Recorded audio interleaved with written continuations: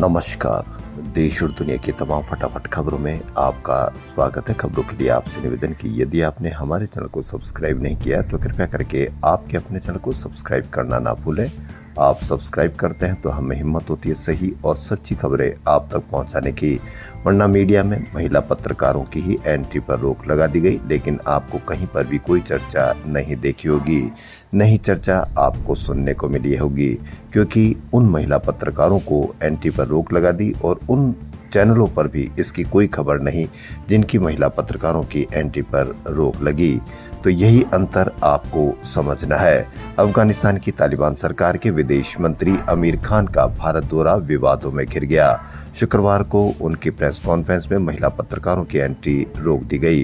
विपक्षी दलों, पत्रकारों और सोशल वर्कर्स ने इस पर गुस्सा जताया, लेकिन उनकी क्या बाइट है, उनकी क्या प्रतिक्रिया है, यह आप कहीं पर भी मीडिया पर नहीं देखेंगे। मीडिया पर भी वही देखेंगे जो आपको हमेशा मीडिया दिखाने का प्रयास करता है। उनका खुद का अपमान भी वह इस तरह से पेश करेंगे कि यह उनके लिए फायदे की बात थी।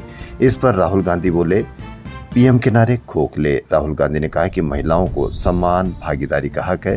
पीएम की चुप्पी नारी शक्ति के नारों का खोखलापन दिखाती है। प्रियंका गांधी ने कहा कि पीएम स्पष्ट करे कि भारत में महिलाओं के अपमान की अनुमति कैसे दी गई।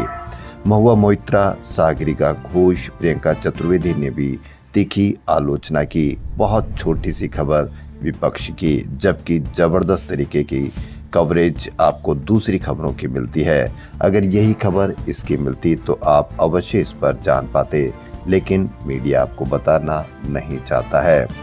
उत्तराखंड अधीनस्थ सेवा चयन आयोग ने शनिवार को स्नातक स्तर की एक भर्ती परीक्षा रद्द कर दी।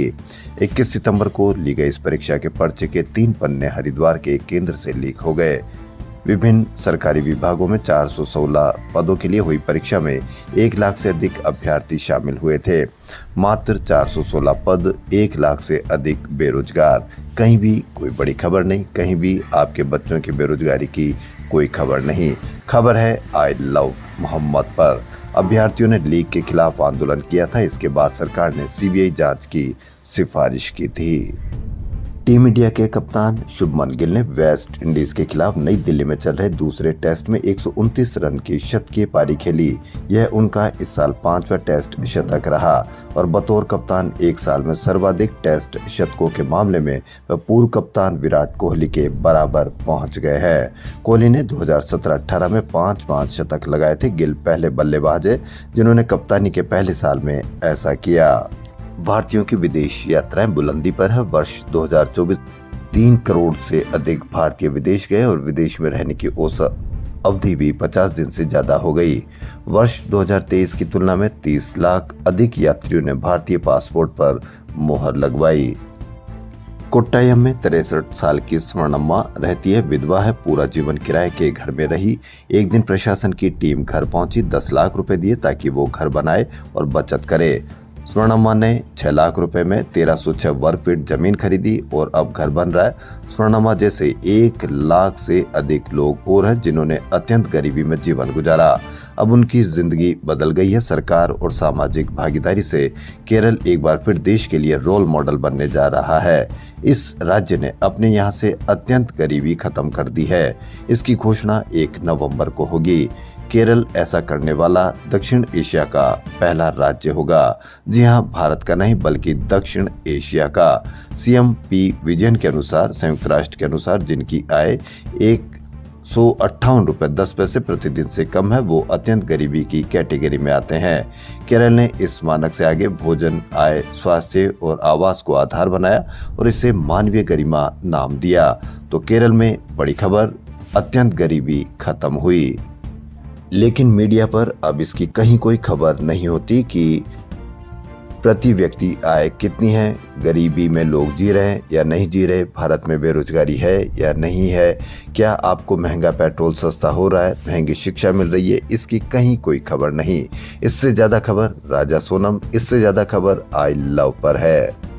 फ्रांस के राष्ट्रपति इमैनुअल मैक्रों ने सेबेस्टियन लेकार्नू को फिर से प्रधानमंत्री नियुक्त किया है। पिछले महीने पीएम बनाए गए लेकार्नू ने सोमवार को इस्तीफा दे दिया था।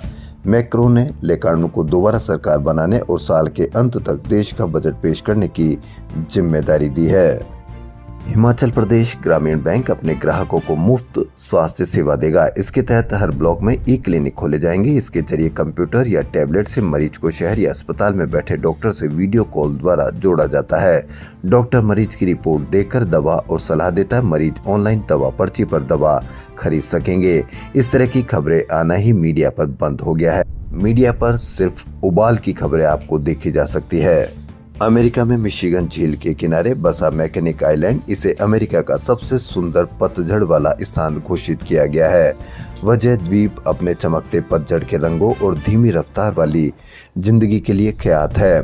6 वर्ग किलोमीटर में फैले और कुछ 100 आबादी वाले द्वीप की खूबसूरती देखने सैकड़ों पर्यटक पहुंच रहे हैं।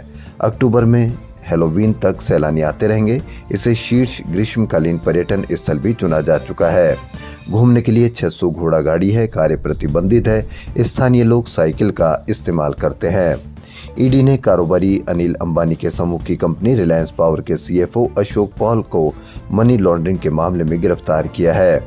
मामला 68.2 करोड़ की फर्जी बैंक गारंटी से जुड़ा हुआ है, जो रिलायंस पावर की सहायक कंपनी रिलायंस NUBESS लिमिटेड की ओर से solar energy corporation of India को दी गई थी।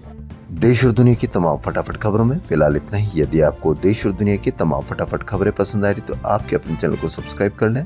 धन्यवाद।